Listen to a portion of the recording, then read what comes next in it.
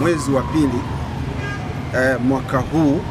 Ilikuwa ni majira ya saa 5 za asubuhi huko katika kijiji cha Nyampande, kata ya Nyampande, wilaya ya Sengerema. Mwanafunzi wa kidato cha 3 shule ya sekondari Nyampande ambaye umri wake ni miaka 16, ambaye jina lake tunalihifadhi kwa sababu ya sheria. Huyu alibakwa na mwalimu wake, ambaye mwalimu huyo anaitwa Edwin Matthew Temba. Ana miaka 37, ni mwalimu wa shule ya msingi Nyampande, mkazi wa Nyampande, wilaya Sengerema.